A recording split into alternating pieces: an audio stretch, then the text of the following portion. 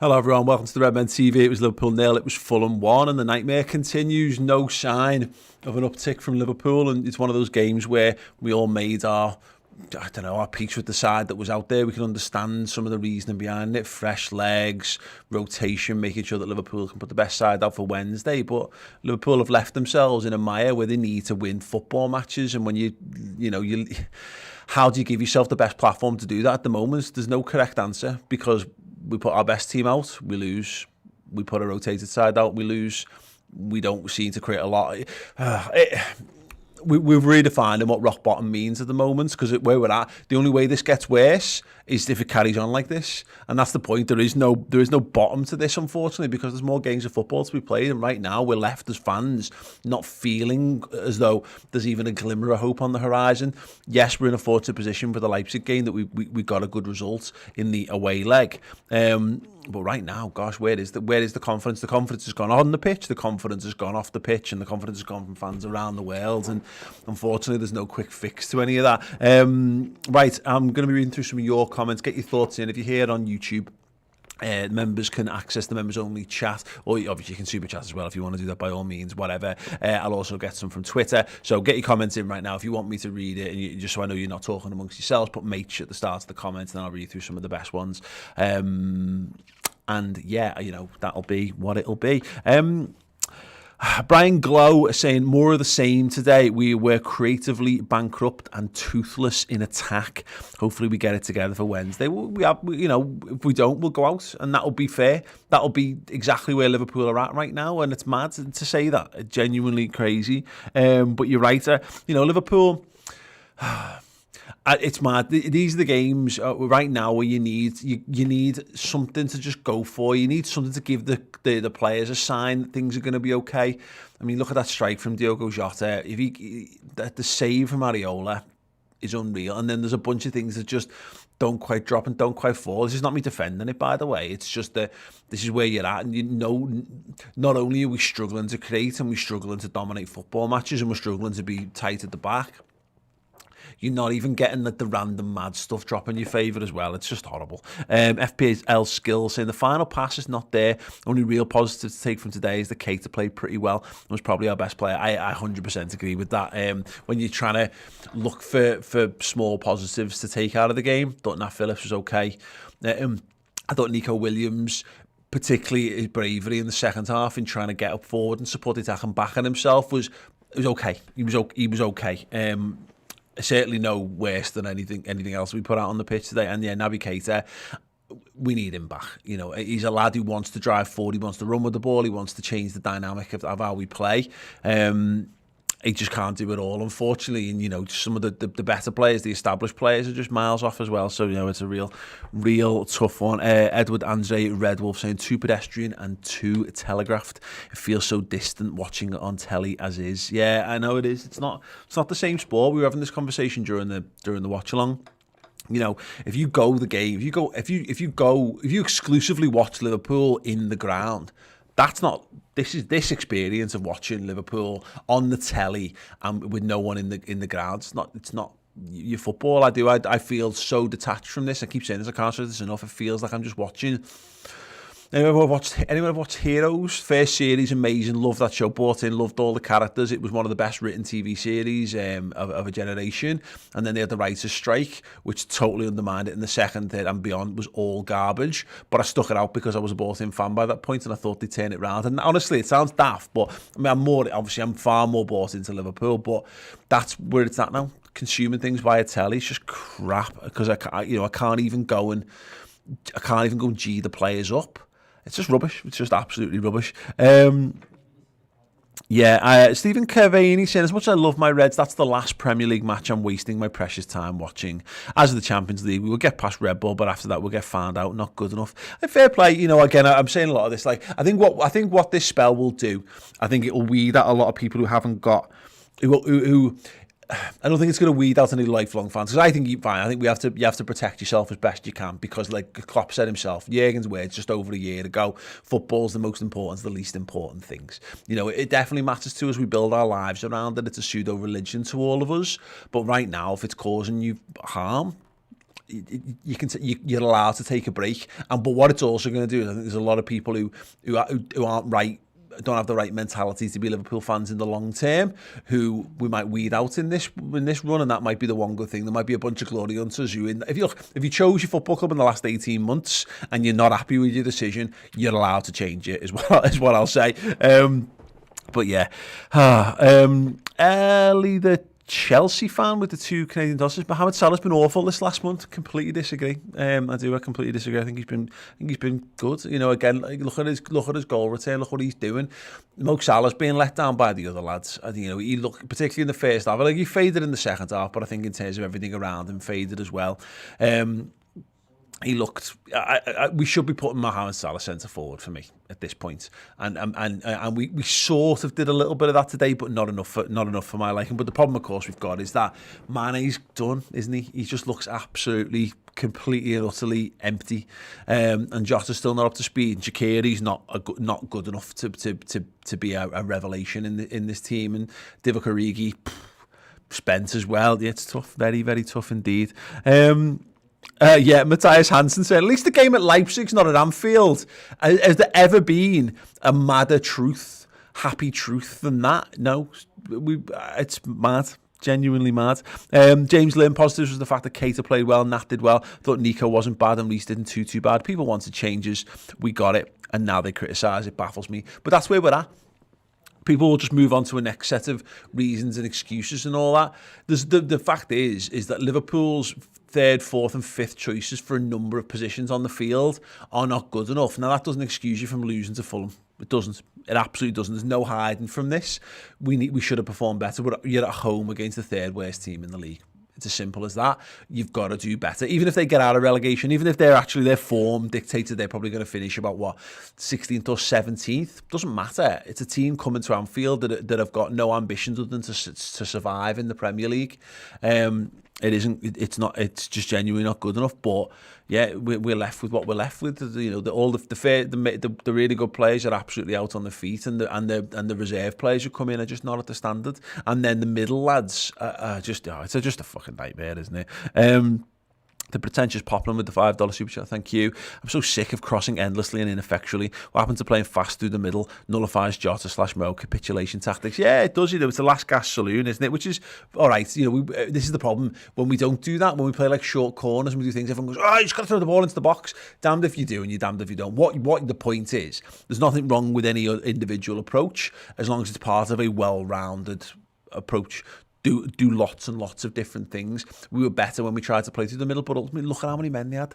By the time that you get into the last half an hour of the game, they've got like 7 men back at all times, and that's where you're left. And that's the nature of it. Liverpool don't have the tools or the energy or the guile to unlock that at this point, and their heads and confidence has completely evaporated. And that's a point now where I don't see how's that ever changed. I don't think it's actually even possible to change at this point, which is terrifying, if I'm honest.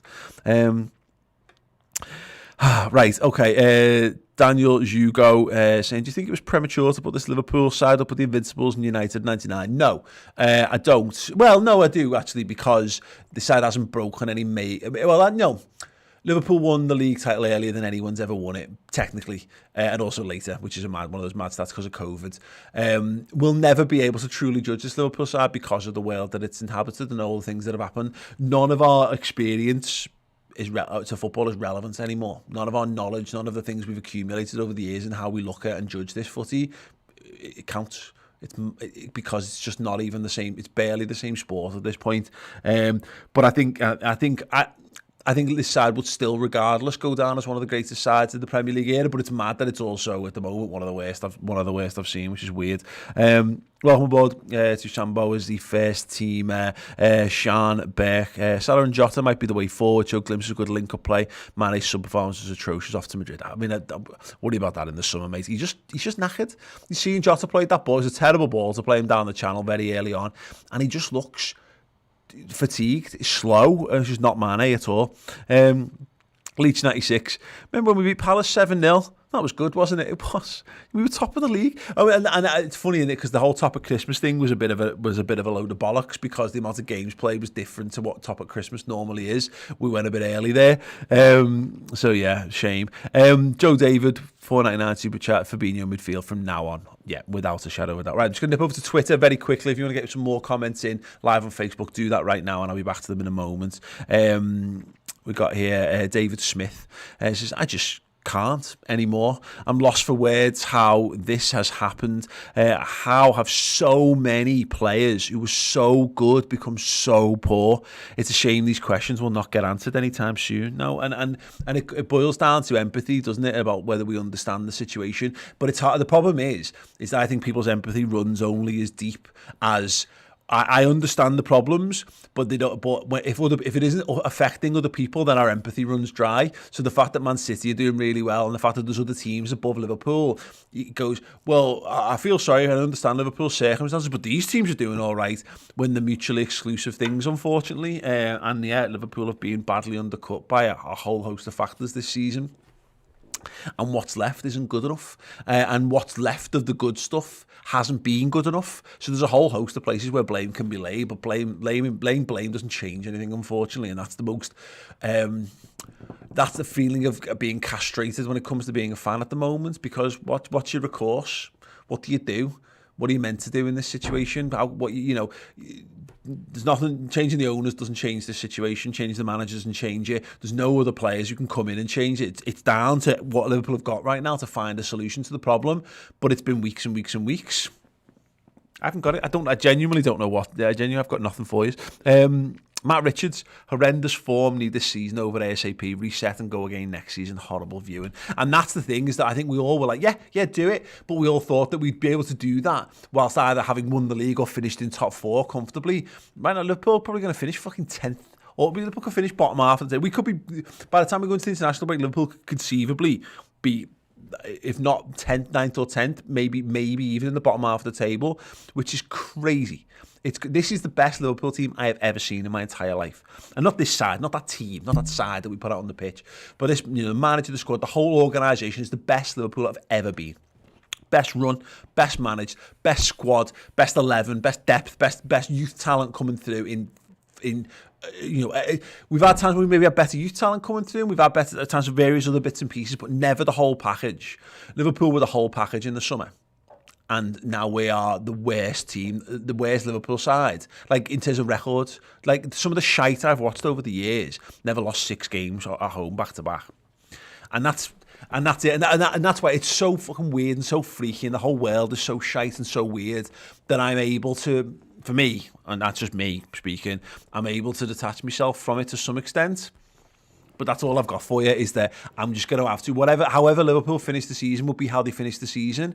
And I'm going nowhere. I'm still going to be a Liverpool fan. I'm still going to have to dust down, have a big holiday, hopefully, and then come back for next season, of course. But does that mean Liverpool are done? Does that mean Liverpool are going to be a 7th, 8th, 9th team? Will all the players leave and all that? These are all horrible, horrible, fearful things that are going to fill our heads. But unfortunately, us having them running around our heads does nothing one way or the other to whether they do happen or not. And that's, again, it's sad, it's horrible. I hate having lack of control in my life, and I'm sure you do too. I'm sure everyone does. But that's where we're at, and that's what's so horrible about Liverpool right now. There's nothing we can do about this. None. Isn't that really depressing? Yeah, it is. Stefano Rinaldi. COVID has meant these lads have had more time off in the last 12 months than ever in their careers. Fatigue and injuries do not excuse the current gap. Nonsense. Yeah, I mean, look, no, they don't now. Again, it's hard. I don't know at what point you're allowed. How much percentage of this are you allowed to excuse them of or whatever? I get a bit. I find it a bit hard in these kind of notions of like we demand more. We do. You have got to demand Liverpool to be better and be all this. But like the idea of saying where it's a nice sounding thing, fatigue and injuries do not excuse the current gap. Do they not? Okay, fine. Honestly, like I don't have it. I don't have it for you, mate. Welcome to Wonder Kid Level FS. So everyone who's joined, by the way, at Wonder Kid and Cult Hero, you get the Final Word show tomorrow, which might sound terrible, but we have been kind of using them as a counselling sessions. If you want 60 minutes of us chatting through this absolute car crash of a season, then we are here to help you, so do that. Stuart Clark, I'm 62 and never seen anything like this. This is my point. No one at any age has ever seen anything like this. And we're watching it, and now if you only ever watch, if you only ever consume Liverpool on the telly, and it's like I see people getting wound up, and I've written a book the last 2 years looking at people's reactions online to Liverpool. People lose their heads over friendlies. You know, when we've had some shit friendlies in the last 2 years and had really good seasons at the end of them, 3 actually.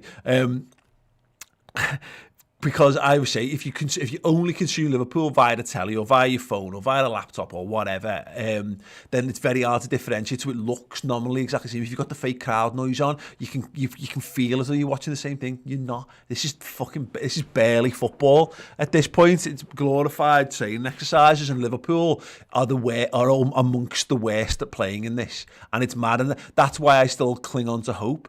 Is that if we get back to a world where we get fans back in the stadium, when we get those brilliant players back available to us, and maybe hopefully we add a player or two just to give us a little bit more cover in depth for another year when I think we'll need it, just while we get those players back up to speed. Whatever. AS, I would rather finish 8th to 10th now and not be in the Europa or the rubbish Conference League. Have a fresh go at the league next season with a week's rest. Yeah, maybe. Yeah, I think so. FGC, Milner is washed. Forward was stagnant. Mane is dead. I'm tired. The lads look tired. We need youth. A spark. I don't know at this point. We don't ruin the youth players by dropping them into this shite. Don't ruin. Yeah, you would not want to put young lads into this, because I mean, look, fucking hell, our youth lads, they're just not there. If they were there, we'd be seeing them already. In fact, Curtis Jones has been one of our best players this season. And he's 20 years old. He's still 3 years. Is he eligible to be a normal age player for our under-23 team? 3 years. It's a lot of football, that. Akhil Nene. One positive from the entire match was Fabinho midfield, which was good to see. Thanks, guys, for the live watch. No, thank you everyone for joining us. I genuinely wish I had a big answer for everyone. I wish I could go, don't worry, it's not this, but it's this. Be angry, process it how you want to process it, but all I'm saying is no one's response to this is a response that's right, and no one's response is a response that's going to make a blind bit of fucking difference to it. All I'd say is just try your best not to be cunts to people off the back of it, and then hopefully we'll all be a little bit better. If nothing else, we'll handle it a bit better. Craig Martin, welcome as a first teamer. And Abide here saying, not gonna lie, still enjoying it more than the Hodgson days, and that was with fans. Yeah, I know it is, and that's the point. Is that I would still look at this and say, look at the talent Liverpool own, and the talent that's not available on the pitch. That eventually that'll come back. And even if we don't get back to the level that we've been for the 3 seasons or 2 or 3 seasons prior to that, we certainly won't be at this level again next season. But it's March. It's March, and I understand how depressing a notion that is. We've had this for me, again, it's slightly easier to deal with in so much as we've had this for most of the Premier League era, where we used to write the season off and go, next year. But I genuinely do. Normally it was said with a bit of tongue-in-cheek and hope rather than expectation. But yeah, it doesn't mean it doesn't give you an answer for how we get through the rest of this. I don't have that answer. I keep saying that. I don't know how we're supposed to get through the rest of this season. Right now, I don't.